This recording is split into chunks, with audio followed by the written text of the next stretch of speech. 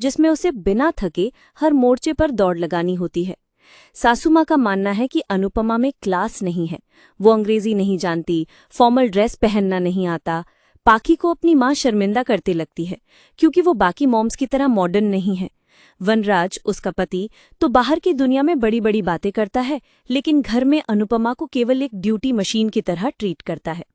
वनराज अपने ऑफिस की एक महिला काव्या के साथ फ्लर्ट कर रहा है और अनुपमा को इसका आभास था। सुबह की 5 बजे हैं, बाकी घरवाली गहरी नींद में सो रहे हैं और अनुपमा रसोई में खड़ी है, चाय चढ़ा रही है, आलू पराठे बेल रही है और हर एक सदस्य की पसंद का ध्यान रख रही है। उसकी बेटी पाखी को पिज्जा पसंद है, पति वनराज को लो ऑयल नाश्ता, ससुर जी को गरम गरम चाय और देसी घी, और बेटा समर कुछ भी खा लेता है। अनुपमा रसोई से निकलती है, तब तक अलार्म बजता है और घर की दिनचर्या शुरू होती है। लेकिन अनुपमा के लिए यह अलार्म नहीं, बल्कि एक रेस का स्टार्टिंग गन है। तक नहीं, उसे बस इतना पता है कि वो अपने परिवार की खुशियों में खुद को पूरी तरह झोंक चुकी है। इसी भागदौड़ भरे जीवन में एक पल ऐसा आता है जो अनुपमा के लिए एक नई उम्मीद लेकर आता है।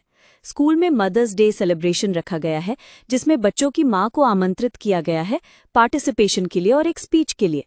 पाखी शर्माते हुए कहती है कि मॉम नहीं आएंगी, उन्हें इंग्लिश नहीं आती। लेकिन अनुपमा का दिल ये सुनकर टूट जाता है। वो कुछ नहीं कहती, लेकिन उसकी आंखों में वो है। पहले एपिसोड ने हमें ये दिखा दिया कि अनुपमा केवल एक महिला नहीं, बल्कि हर उस औरत का चेहरा है जिसने अपने परिवार के लिए खुद को भुला दिया।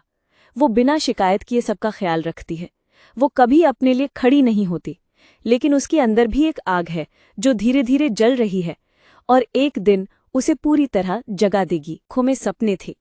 वो खुद से पूछती है, क्या मैं सिर्फ दूसरों के लिए ही बनी हूँ? क्या मेरा खुद के लिए कोई अस्तित्व नहीं? पहले एपिसोड का अंत उसे एक छोटे से पल पर होता है, जब अनुपमा आईने में खुद को देखती है।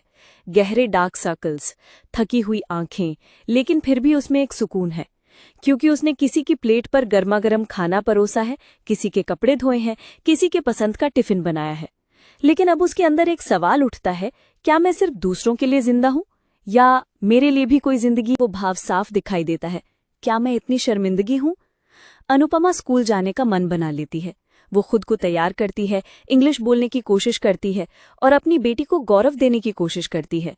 लेकिन स्कूल में पाखी उसे देखकर परेशान हो जाती है।